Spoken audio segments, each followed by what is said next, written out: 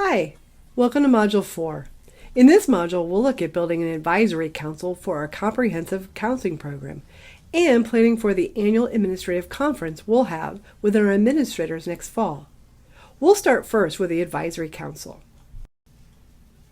The School Counseling Advisory Council is a representative group of stakeholders invited by the school counselors to review and advise the school counseling program. School counselors sometimes wonder, what's the point of having an advisory council?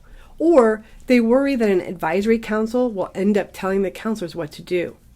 The reality is, however, that the advisory council can be a great asset to your comprehensive school counseling program. They provide feedback on your annual student outcome goals that are developed and explained by you, the school counselor. They review your program results, again based on data presentations done by you, school counselor, and they make recommendations or suggestions about the school counseling program and serve as advocates for the program. The council typically meets twice a year, once in the fall and then again once in the spring. Once you have a well-established advisory council, you might meet for additional meetings as needed if, for example, an unusual situation or special circumstance arises during the school year. But for our purposes, we'll plan just 2 advisory council meetings for next school year. You'll want an advisory council that's willing to contribute to the improvement of the school counseling program. Invite representatives who will provide constructive, helpful feedback and will be assets to your school counseling program. Make sure to include representatives from all stakeholder groups, including parents, teachers, administrators, business and/or community members, and even students as appropriate. ASCA recommends a minimum of 8 members, including counselors, and no more than 20 members total. In this module, you'll list people in each category that might be willing to serve on your advisory council. Review the list to ensure a representation of diversity that matches your school's population. Before your first meeting next fall, you'll contact potential members explaining the purpose of the advisory council through emails or making phone calls, especially to parents and community members, or sending actual invitations. It's helpful to be upfront about the time commitment that members are making. However, twice a year is not an overwhelming ask for most people. It's also helpful to figure out a meeting time that works well for all of your council members. This might be immediately after school, or first thing in the morning before school starts, or in the evening. Meetings can also be held virtually, using a meeting app such as Zoom or Google Meet, if it's difficult to find a convenient in-person location or time for everyone to meet. Once you've identified potential council members, which you'll do here in this module, you can reach out with an introductory email or phone call to confirm their willingness to serve and their availability. You can reach out to potential members now or at the start of next school year. We've provided a sample email here that you can use when contacting potential members. Just look for the info icon. You can also access a list of your potential advisory council members' email addresses that you can simply copy and paste. Just click on the envelope icon as shown here. Each meeting should have an agenda distributed beforehand, maybe along with a meeting reminder, and minutes that are taken during the meeting. Here's the agenda for the fall, starting with a welcome to every member of your advisory council, an overview of the council and its purpose, as well as what comprehensive school counseling is, sharing your data, your annual student outcome goals for the year, the action plans that you created, and then time for any feedback and discussion. If your school counseling program has never had an advisory council before, you'll want to include in your meeting a brief orientation for your council members.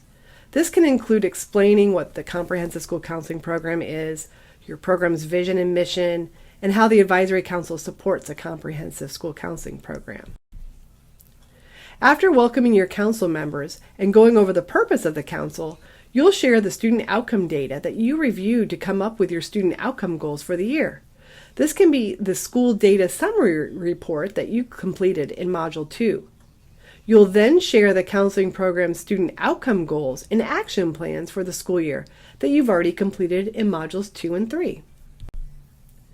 Finally, you'll ask the council for feedback.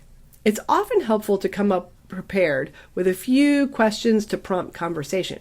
For example, you might ask for feedback on what the council members view as the overall needs for your school, or discussions of the goals that you've set. If your school already has a well-established school counseling advisory council, you might not need to include the overview of the council and its role. And there might also be time to include some other agenda items that may not relate directly to your program goals, such as adding a counseling intern to the program or discussions about changes to scheduling or even challenges for the upcoming year. The spring advisory council meeting will be similar to the one in the fall, but it will include sharing the results of your annual student outcome goals and the results of your pre-post assessments from the classroom lessons and small group in your goal plans, including your closing the gap results. During both of your advisory council meetings, you'll need to keep minutes. You can use your agenda items as an outline for your minutes, and then simply add summaries of any discussion and/or feedback on your student outcome data, your goals, your action plans, and any other items that you might have added to your agenda. Consider putting your meeting minutes on your school counseling program website or sharing them with your school administrators. It's important to keep copies of all documents, PowerPoints, agendas, and meeting minutes for all of your meetings. Meeting attendance should be documented in your minutes or in a separate sign-in sheet. In our system, anytime that you want to return to your advisory council information, including the roster you've created, you'll find an easy shortcut button located in the left menu labeled Advisory Council. It's an easy, quick way to access your list for printing off email addresses, updating the membership roster, etc. For now, your tasks to complete are: enter the names and email addresses of potential advisory council members, tentatively schedule a date for your fall advisory council meeting next school year, and a tentative date for your spring advisory council meeting next year. These both will be added to your annual calendar, and you can change them as you need to. If you would like to go ahead and reach out to your potential advisory council members to make sure they're willing to serve, you can find that sample email to copy and paste. Otherwise, you can wait and contact them at the start of next school year. If you are a Summit level school, you'll find this task on your to-do list in the fall in next year's modules. Thanks again for watching. In our next video, we'll create an agreement form to prepare for our annual administrative conference. As always, we're available for individual support through email, phone, text, or online with Zoom. If you need support, just reach out by calling or texting or emailing me at kelly@inspiresuccess.org.